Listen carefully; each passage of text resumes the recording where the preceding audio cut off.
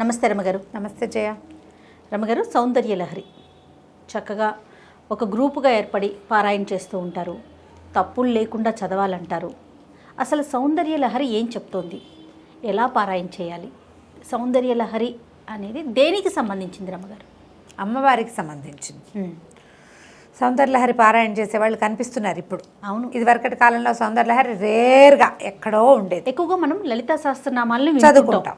అందరూ విష్ణు సహస్రనామం సులువు చదువుకుంటాం. అక్కడి నుంచి లలిత కామ్యం అని లలిత కొంతమంది గ్రూపుల్లో చదువుకునేవాళ్ళు. ఇళ్లల్లోనే ఉండేది. మనకేంటంటే సోషల్ మీడియా వల్ల మనకి ఇవన్నీ ప్రచారంలోకి వచ్చినాయి జయ. లలితా సహస్రనామం చదువుకుంటే ఈ ఫలితం లభిస్తుందని, గ్రూప్గా పారాయణ చేయాలని, అందరం కలిసి చేయాలని, తర్వాత 1,00,000 కుంకుమార్చన చేయటం, లలితా సహస్రంతో 1,00,000 కుంకుమార్చన చేయటం, ఇట్లా మెల్లిగా అంటే ఎలా మనకి హెల్త్ అవేర్నెస్ వచ్చిందో అలాగే ఆధ్యాత్మిక అవేర్నెస్ నిజంగా వచ్చింది అనుకోవాలి. దీని పూర్తి పట్టం మనం ఎవరికి కట్టాలంటే ఆధ్యాత్మికవేత్తలకి, సోషల్ మీడియాకి. సోషల్ మీడియానే దీనికి కారణం. ఒకందుకు మంచిదే అనుకుంటున్నాను రమగారు. మంచి ఆధ్యాత్మిక ధోరణి వైపు మనసు మళ్ళిందంటే ఆలోచన పరంగా మార్పులు వస్తాయి. మంచి విధానం వైపు అడుగులు వేస్తాం కదండి. అందులో మనం కాంప్లికేటెడ్ చేసేసుకుని పిచ్చ కింద తయారవుతూ ఉంటారు. అదొకటి భ్రమ కింద. పాపం అది కొంచెం కష్టం కాదండి. దాన్ని అది తప్పు అని చెప్పడానికి మీ లాంటి వాళ్ళు ఉన్నారు కదా రమగారు. అంత భ్రమపడద్దంట నేను. అవునవును. సరే, ఏదో మొత్తానికి చేస్తున్నాం అనుకో. ఈ లలితా శాస్త్రంతో పాటు దేవి ఖడ్గమాల చదువుకుంటాము. తర్వాత లలిత త్రిశతి చదువుతాం. చిన్నవి ఉన్నాయి. లలితా పంచరత్నాలు, ప్రాతస్మరామి లలితావదన అరవిందం అని పొద్దున్నే లలితాదేవిని చదువుకుంటాం. రాజరాజేశ్వరి అష్టకం, తర్వాత ఏమో దేవి అపరాధ స్తోత్రం, అర్గళా స్తోత్రం, అంటే బోల్డ్ స్తోత్రాలు ఉన్నాయి.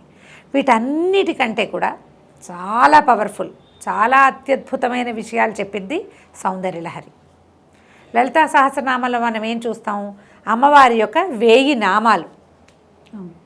ఒక్కొక్క నామంలో ఒక్కొక్క ఆమె యొక్క సౌందర్యం కావచ్చు, ఆమె యొక్క శక్తియుక్తులు కావచ్చు, ఆమె యొక్క ప్రతిభ, ఆమె యొక్క అనుపమానమైన ఆమె శక్తి ఒక్కొక్క నామంలో ఒక్కొక్క రకంగా ఆవిష్కరించబడతాయి. అన్నీ నామాలే, ప్రతిదీ నామమే. త్రిశతిలో కూడా నామాలే ఉంటాయి. ఖడ్గమాలలో ఆమె అమ్మవారి యొక్క పరివార శక్తులు, ఒక్కొక్క శక్తి యొక్క నామధేయం. ఎలాంటి శక్తులు ఉంటాయి ఆమె చుట్టూత. దీంతోపాటు మణిద్వీప వర్ణన ఒకటి చదువుకుంటారు చాలామంది. మణిద్వీప వర్ణన తెలుగులో చదువుకునే వాళ్ళే ఎక్కువగా కనుతారు. ఒక పాటలాగా మణిద్వీప వర్ణన పాట పాడుతూ ఉంటారు. సంస్కృతం కనుక చదవగలిగితే చాలా బాగుంటుంది. అది కూడా కొన్నాళ్ళకు వస్తుంది బహుశా. ఈ సౌందర్యలహరికి ఏంటంటే, సౌందర్యలహరిని ఆదిశంకరులు రచించారని ప్రతీతి. దీనికి రకరకాల వ్యాఖ్యానాలు దొరుకుతాయి. సదానందనాథులని వారు చేసిన వ్యాఖ్యానం చాలా నచ్చింది నాకు. ఇది పురాతన కాలం నుంచి వచ్చిందే కానీ ఇటీవల కాలంలో ఎక్కువ ప్రఖ్యాతి పొందింది. పురాతన కాలంలో పాత రోజుల్లో అంతా కూడా ఏంటంటే చాలా పెద్దవారు, తర్వాత ఏమో శ్రీ విద్యోపాసకులు వాళ్ళు ఎక్కువగా దీన్ని చూస్తూ ఉండేవారు. లలితలో ఈ సౌందర్యలహరిలో ఏంటంటే మొత్తం 100 శ్లోకాలు. సౌందర్యలహరి, శివానందలహరి 2 రాయబడ్డాయి శంకరుల చేత అంటారు. శివానందలహరి అంతా శివ సంబంధమైంది, సౌందర్యలహరి అంతా అమ్మవారికి సంబంధించింది. ఒక్కొక్క శ్లోకానికి ఒక్కొక్క ఫలితం చెప్తారు. ఇది లలితా సహస్రంలాగా 2 వాక్యాల అనుష్టుప్పు కాదు, పెద్దది వృత్తం. మనం ఒక్క శ్లోకాన్ని కరెక్ట్గా సజావుగా చదివితే 23 సెకండ్లు పడుతుంది. అంటే నేను రికార్డ్ చేసి పెడతా కదా, అందుకని ఖచ్చితంగా క్లియర్గా చెప్తున్నారు. 22-23 సెకండ్లు పడుతుంది ఒక్క శ్లోకం చదవటానికి. ఈ శ్లోకం టైంలో మనం 2 లేదా 3 విష్ణు సహస్రనామం కానీ లలితా సహస్రం కానీ చదివేయగలుగుతాం. శ్లోకాలు పెద్దవి, అర్థము తాత్పర్యము తెలుసుకోవడానికి ఎవరైనా సజావుగా మనకి చెప్పేవాళ్ళు దొరకాలి. మనంతట మనం చదివితే, నిదానంగా పుస్తకం చూసి చదివేస్తే పెద్ద అవగాహన అయితే రాదు. అయినా కూడా కొంచెం సంస్కృతం టచ్ ఉన్న వాళ్ళు, చిన్నప్పటి నుంచి చదివే అలవాటు ఉన్న వాళ్ళు చదివేసుకుంటూ ఉంటారు. ఇటీవల కాలంలో సౌందర్యలహరి చెప్పేందుకు గురువులు కూడా ఇతోధికంగానే లభిస్తున్నారు. ఎక్కడ అవకాశం ఉంటే అక్కడ చక్కగా చదువుకోండి, అర్థము తాత్పర్యము తెలుసుకోండి. ఇందులో ఏంటంటే మొదటి 50 శ్లోకాలు ఆనందలహరి, తర్వాత 50 శ్లోకాలు సౌందర్యలహరి అని చెప్తారు. మొదటి సగం అది, తర్వాత సగం ఇదని. మొదటి సగంలో అమ్మవారి యొక్క ప్రజ్ఞాపాఠవాలతో పాటు శ్రీచక్రం యొక్క స్వరూపం గురించి తెలియజేస్తారు. శ్రీచక్రార్చన, శ్రీ విద్య, ఆమె మామూలుగా కనపడే బాహ్య స్వరూప సౌందర్యం కాకుండా అంతరార్థం అది మనకు తెలుస్తుంది. ఓకే. తర్వాత శ్లోకాల్లో అంతా సౌందర్యవర్ణన, అమ్మవారి నేత్రాలు, ఆమె యొక్క కనుబొమ్మలు, ఆమె యొక్క ముంగురులు, ఆమె తాటంకాలు, చెవులకు పెట్టుకున్నవి ఆభరణాలు, ఆమె నవిలే తాంబూలము, ఆహా. వాటన్నిటి ఒక్కొక్క శ్లోకము ఒక్కొక్కటి చెప్తుంది. ఈవిడ ముక్కు, ఆ కళ్ళు, కనుబొమ్మలు ఎలా ఉన్నాయి, ఒక్కొక్కటి ఒక్కొక్క ప్రత్యేకమైన ఆమె యొక్క సౌందర్యం గురించిన వర్ణనే ఉంటుంది. అమ్మవారి నడుము, ఛాతి, పొట్ట, ఆమె నిలువు, ఆమె పాదాలు, ఆమె గోళ్ళు, అద్భుతం. ప్రతి ఒక్క అవయవాన్ని మీద భక్తితోటి అదేలేండి. అత్యద్భుతంగా ఉంటాయి. ఒక్క శ్లోకం ఒక్కొక్క ఆణిముత్యం. శ్లోకానికి ఒక గంట కనీసం మామూలుగా అర్థం చెప్పాలంటే అబ్బా, ఒక గంట పూర్తిగా పడుతుంది ఒక శ్లోకానికి సాధారణ అర్థం. వ్యాఖ్యానానికి మన చాగంటి వారు లాంటి వాళ్ళు అయితే ఈజీగా 3-5 గంటలు తీసేసుకుంటారు. అంత ఎక్కువ భావాన్ని నిబిడీకృతం చేసుకున్నది సౌందర్యలహరి. దాంతోపాటుగా చాలా శక్తివంతమైనదిగా చెప్పబడుతుంది. దీనికి ఒక చిత్రమైన గాథ ఏం చెప్తారంటే, ఎవరో ఒకరు, ఒక యక్షుడు, ఒక మానవుడే యక్షస్వరూపంలో ఆయన కైలాసం పర్వతానికి వెళ్ళి అక్కడ అమ్మవారిని చూసి రాశారని, అది శంకరులు మళ్ళీ దాన్ని పైకి చదివారని ఒక మాట వస్తుంది. కానీ అది పెద్దగా నమ్మడానికి వీల్లేనట్టుగా అనిపిస్తుంది. ఆదిశంకరులు చేసిన, ఎందుకంటే మనం మిగిలిన ఇవన్నీ చూస్తున్నామా, అన్ని స్తోత్రాలు, కనకధార కానీ ఇవన్నీ ఎట్లాంటి శక్తివంతమైనవి, ఎలాంటి అత్యద్భుతమైన భక్తిభావాన్ని నిముడ్చుకుని ఉంటాయి. అలాంటి భావమే ఇందులో కూడా కనిపిస్తుంది. ప్రతి శ్లోకము కూడా ప్రతిదానికి ఒక్కొక్కదానికి ఒక్కొక్క ఫలితం ఉంది. నిన్ను ఆరాధిస్తే ఎవరికి ఏం లభిస్తుంది, ఎవడేది ఆరాధిస్తే, ఎవడెలా ఆరాధిస్తే అలాంటి ఫలితం లభిస్తుంది. ఏ కోరికతోటి ఆరాధిస్తే అది పొందుతాడు. ముముక్షువు మోక్షాన్ని పొందుతాడు. ఎవరికి మోక్షం కావాలో వాడికి మోక్షం లభిస్తుంది. ప్రయోజనం కావాలనుకుంటారు కొంతమంది, ఆ ప్రయోజనం కూడా లభిస్తుంది. అది సౌందర్యలహరి తెలియజేస్తుంది. ఎవరి దగ్గరైనా పాఠం చెప్పుకుని చదువుకోండి. ఓకే. ఒక్కొక్కరిది ఒక్కొక్క స్తోత్రం. కొంతమంది సంగీతంలాగా స్వరాలు కూర్చి పాడుకున్న వాళ్ళు కొంతమంది స్వరాలు కూర్చుకుని పాడుకోవచ్చు. లేదా స్వరం కాదు, శ్లోకం పద్ధతిగా, శ్లోకంలో ఒక పదాన్ని ముందు, ఒక వాక్యాన్ని ముందుకి, ఒక వాక్యాన్ని వెనక్కి సాగదీసి చెప్పేవాళ్ళు కొంతమంది. ఎవరి పద్ధతి వాళ్ళదే. ఏ సమయంలో పారాయణ చేయాలి రమ్మగారు? సౌందర్యలహరి పారాయణ ఉదయం సాయంకాలాలు, ఉదయాస్తమాలలో బాగుంటుంది. దాన్ని ఎట్లా పెట్టుకోవాలంటే, ఇప్పుడు 100 శ్లోకాలు కదా, మనం ఏదో సందర్భంలో దసరాలప్పుడు లేకపోతే శుక్రవారాలు ఇలా పెట్టుకోవటంతో పాటుగా ఎక్కడికైనా అమ్మవారి క్షేత్రానికి వెళ్ళినప్పుడు ఆ క్షేత్రంలో చదవాలి. దీని మీద ఒక అనుభవం చెప్తాను జయ. మధురై వెళ్ళాం కదా మేము, నేను చెప్పా కదా గుళ్ళోకి వెళ్తే సొంత ప్లేస్కి వెళ్ళిన ఫీలింగ్ వచ్చింది నాకని. మధురైలో అమ్మవారి వెనకాల కూర్చొని చదువుకోవచ్చు మనం. నాకు అప్పటికి, ఆనాటికి, నేను వెళ్ళే నాటికి 50 శ్లోకాలు నోటుకొచ్చు, పుస్తకం అక్కర్లా. నేను పాఠం చెప్పేదాన్ని, కానీ పాఠం చెప్పడం కూడా నేను ఎలా చేశానంటే, ముందు నుంచి నాకు వీటి మీద అవగాహన లేదు, నా సంగతి తెలిసిందే కదా.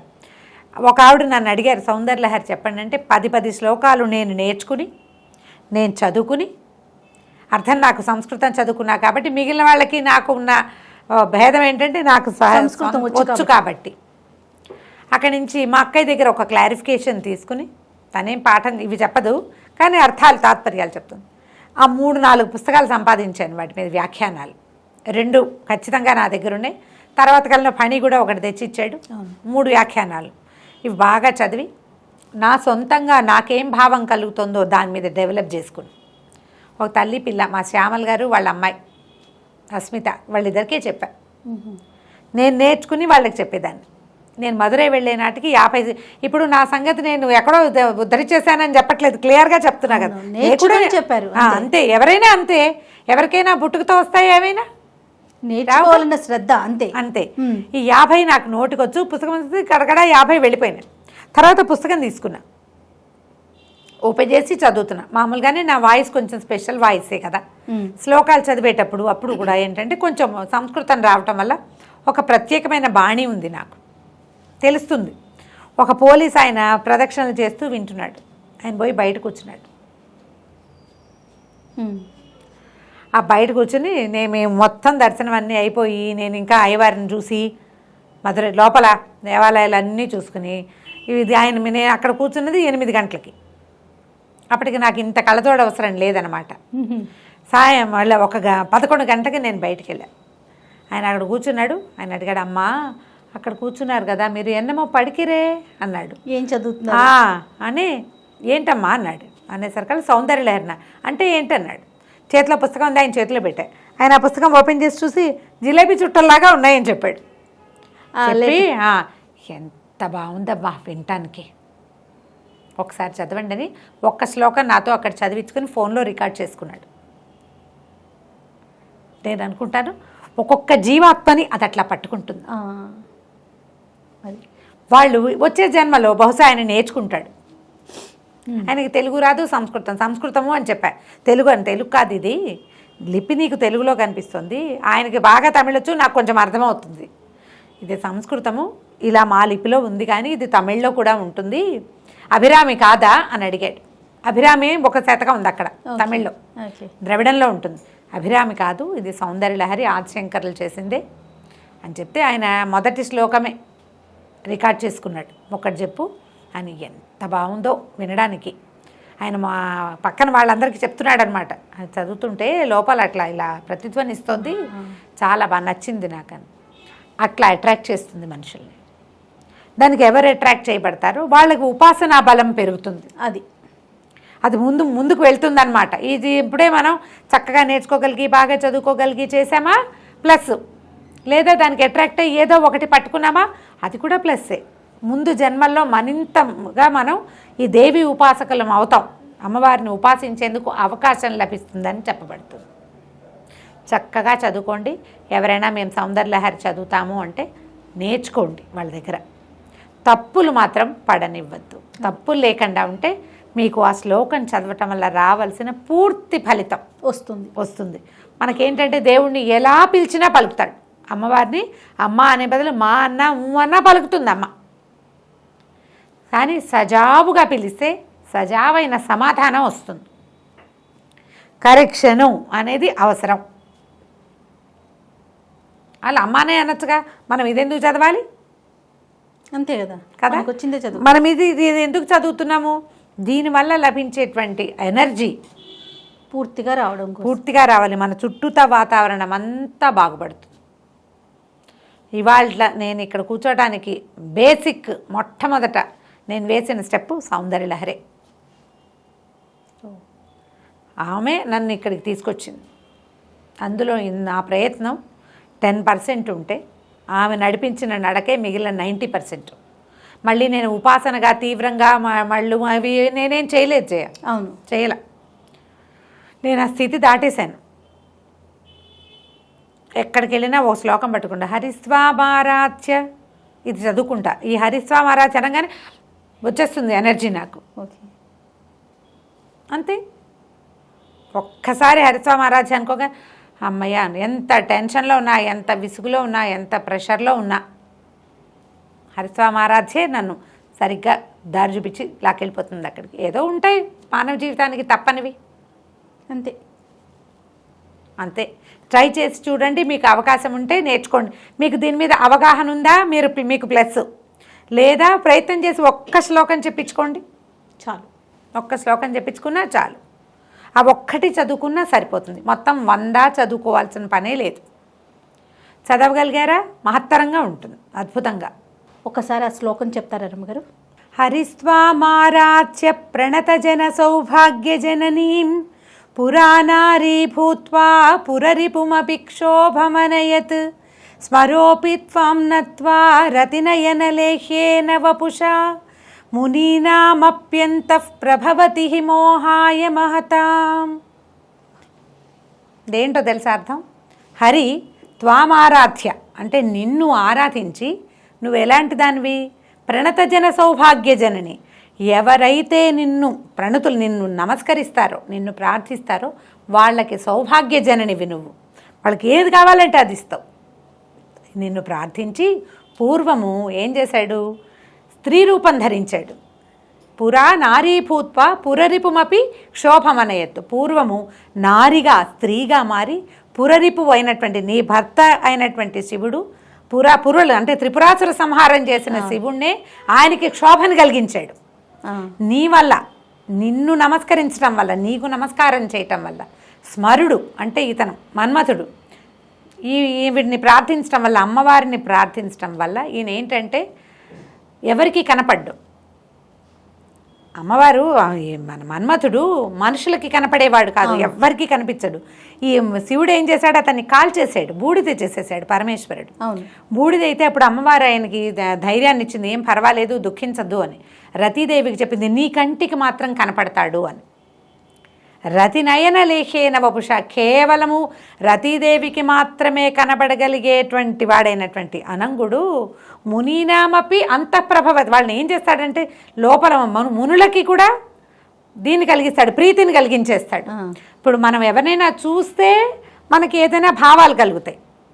ఈ మన్మథుడు ఎవ్వరికీ కనపడ్డు. విపరీతమైన మోహాన్ని మునులకి కూడా కలగజేయగలుగుతాడు మన్మథుడు. ఎందుకంటే నీకు నమస్కరించడం వల్ల. స్మరోపి త్వాం నత్వా, నీకు నమస్కరించి చేస్తాడు ఆ క్రియ. నువ్వు అతని యందు ఉంటావు, దాని యందు మునులు మోహింపబడతారు.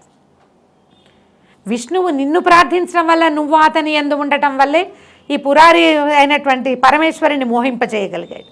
నువ్వు ఎవరి యందు ఉంటావో వాళ్ళు ప్రపంచాన్ని మోహింపచేయగలరు.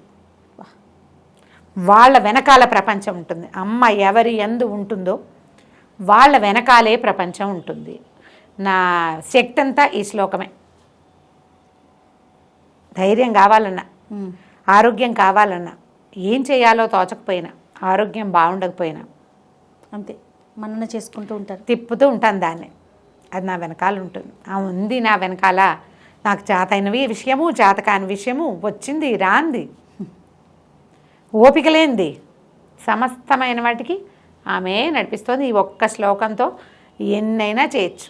పూర్తిగా రూమ్ అంతా వైబ్రేషన్స్ వచ్చినట్లు అనిపిస్తుంది రమ్మగారు. ఇది అసలు మనం రికార్డ్ చేస్తే అసలు చెవుల్లోకి ఒకసారి వెళ్ళిందంటే అంతే, ఆటోమేటిక్గా మన వెన్ను సాఫీ అయిపోతుంది. ఆ విద్యా రహస్యం అట్లాంటిది. ప్రయత్నం చేసి చూడండి. ఇది వినపడుతోంది, ఇది ఒక్కటి నేర్చుకోండి. చిన్న చిన్నవి సంస్కృతంలో ఒక్కొక్క చిన్న చిన్న మిస్టేక్స్ రాకుండా చూసుకోవాలి. ఇప్పుడు కొన్నిటికి మనకి ఫా శబ్దం లేదు చూడు, ఫలితం అనాలి, ఫలితం అనకూడదు, ఫా లేదు. ఇదేంటంటే విసర్గ పక్కన పా ఉంటే దాన్ని ఫాగా పలకాలి. అంతః ప్రభవతి ఉందనుకో, అంతః ప్రభవతి అని అఫ్ సౌండ్ అప్పుడు రావాలి. అలాంటి పడికట్టు ఖచ్చితంగా మనకి తెలియాలి. దానికి సంస్కృతం రావడం చాలా ప్రధానం. అది కనుక కుదిరితే మీకు చక్కగా వస్తుంది. మంచి మంచి శ్లోకాలు ఉన్నాయి. ఇది మొదటి శ్లోకాల్లోదే. రమ్మగారు ఎవరిదన్నా ఫాలో అవ్వాలి, ఇప్పుడు తెలియని వాళ్ళు అనుకోండి, పలానా వాళ్ళు మీరు ఫాలో అవ్వచ్చు, పలానాది విని నేర్చుకోవచ్చు అంటే ఏమైనా సజెషన్ చెప్పగలుగుతారా? నచ్చింది నేను అలా వినలేదు జయ, మీకు తెలియలా, వినలేదు. 100 శ్లోకాలు బాంబే సిస్టర్స్వో ఎవరివో ఉన్నాయి, కానీ రాగాల్లో ఉన్నాయి. మీకు మీ అందుబాటు. నేనేమంటానంటే ఏది ఇదే కరెక్టు అని చెప్పను నేను, నాకు కూడా తెలీదు, చెప్తున్నాగా. ఈ సంస్కృతం వస్తే కరెక్ట్గా ఉంటుందని భావిస్తా. నా మటుకు నేను సంగీతం కాదు దీనికి కావాల్సి, సంస్కృతం భాష మీద పట్టు, అంతే కదండి. పట్టు ఉన్న వాళ్ళ దగ్గర చెప్పించుకుంటే మేము కనెక్షన్స్ ఆటోమేటిక్గా అవుతాయి. బాగుంటుందిగా. నమస్తే రమ్మగారు. నమస్తే జయ.